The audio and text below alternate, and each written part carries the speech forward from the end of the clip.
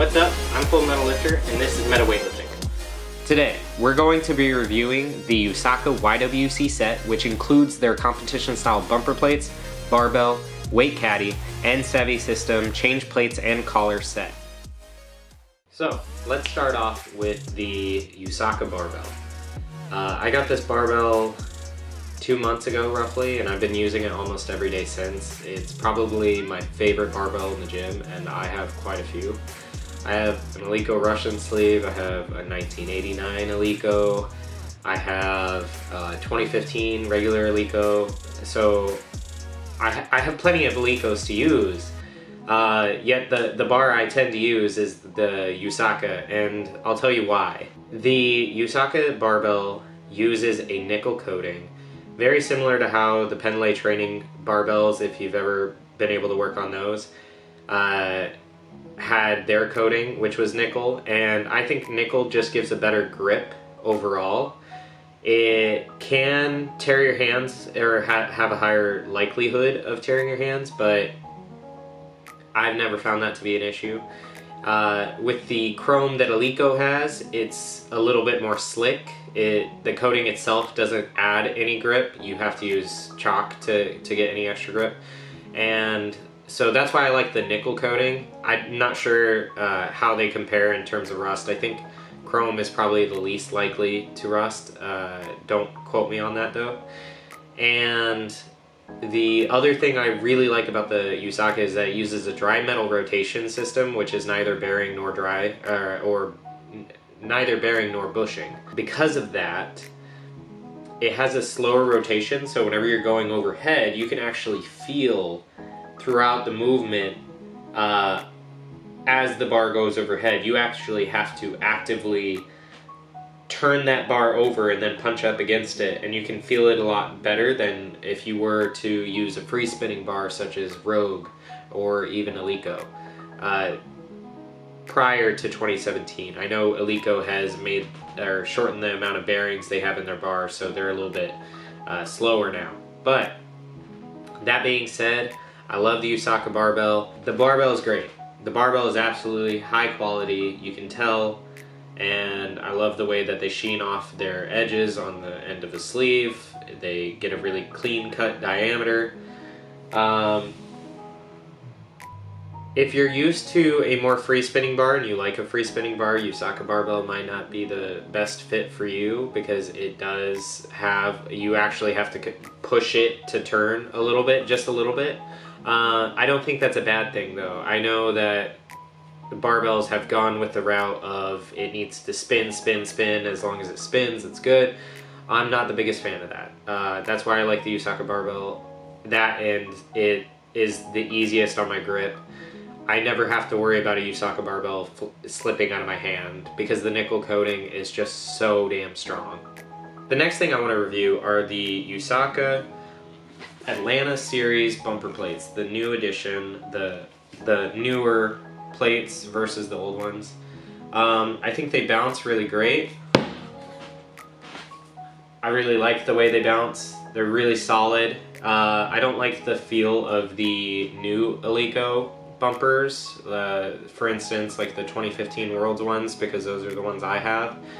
They're a much denser, harder plastic. I like the feel of a softer rubber, and this definitely has it. I also like how they put this little line here. I asked the owner of Uesaka why they do this, and apparently it's just for aesthetic, as in they do it so that way they can color coordinate their black plates easier without having to put tape on it or anything like that. I know it's purely aesthetic, but I also think it helps with how it bounces off of the platform. I don't have any science to prove that or anything, but I really like it. And the style of the plate, these are the Las Vegas YWC, is really nice. I like how they have the decor around the numbers over here. They have the USAW logo right here, and they have a nice ace pattern for the A and the Uesaka. I really like that. I really think these are going to be the most durable 10s you can get because of how thick they are. I don't think they're gonna fold or taco like other 10s have previously on me or other gym owners that I know. And the Uesaka 10s were already probably the most durable 10s I could think of. In like the old ones, the 1990, the 2000s and stuff like that, but these are even more durable, and if the old ones didn't break from 1990, I doubt these are going to break for years and years. So there you have it. That's the bumpers. Let's move on to the other stuff. This is the Uesaka Sevi system collar and change plate. At first, I really hated this. I'm not gonna lie. I hated this so much whenever I got it. I didn't like it at all. I wanted to put the change plates on the inside for training purposes. And I didn't like how blocky it looked. I don't like the aesthetic of it too much. I still don't like the aesthetic of it too much. But I found in training, these are actually the collars I reach for most often, just because they're so easy to get on and off. I'm not a fan of how you can't tighten the plates per se, but I mean, if you're willing to muscle it, you can tighten the plates just fine with a regular collar.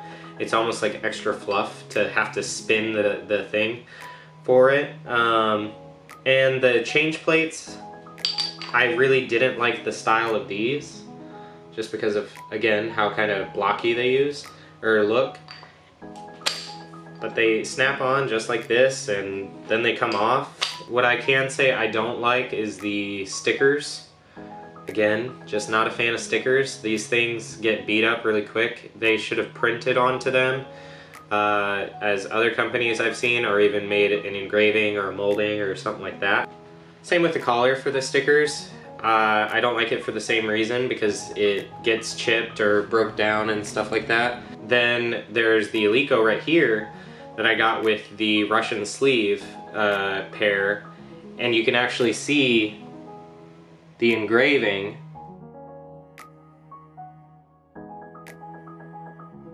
So the branding is really on point for the Eleiko, right? It's really clean cut. You don't have to worry about it coming off. You don't have to worry about it scraping. Whereas with the Uesaka, you do, and that's why I'm just not a fan of stickers. Somebody could peel that off and then your branding is no more. As for the weight caddy that came with the Uesaka, I've noticed a couple differences from their old version to, or older models to the newer models. And they seem to have shortened it in terms of length. That probably saves money on shipping, and it makes it much more portable. I preferred the older model just because you were able to fit more plates. I fit all my change plates on it, and I know you can fit all your change plates on the newer model, but they're all stacked vertically, and it's really hard if you need to get to the 2s or the 1.5s. You have to take them all off, and then you have to put them on. And if you have members, they're not always going to put them back in the order that they took them off, especially if they're in a hurry to get out and they need to put away their weights. So I'm not the biggest fan of the weight caddy just for convenience purposes. I think it could be worked a little bit better. The one other thing that I don't like about the new caddy is that the 10s kind of stick out like a sore thumb. They don't fit with the other plates, and that's, I don't want to see it stick out like a sore thumb. I want to see that flushed into it. It's really irritates me. I honestly, I don't like the weight caddy for that sole purpose. All the other ones, convenience, I can get away with. Or you can get away with. I can deal with that. But as for the green sticking out so hard, that's just no-go for me. I don't like the weight caddy, and had I known that I was paying $400, $500 for the weight caddy, I wouldn't have bought it. Hopefully Uesaka with newer models makes it a little bit more convenient to access all the change plates, and not just the 0.5 and the 1s, as well as making sure that the greens stay flush into the entire set rather than sticking out like they do now. They kind of go where the change plates ought to go, but even then the 5s don't fit where the 10s go. They kind of fall through the cracks. So there you have it. That's my Uesaka YWC review. I hope you enjoyed. I hope you can get some knowledge off of this, and if you were planning on buying a Uesaka barbell, do it.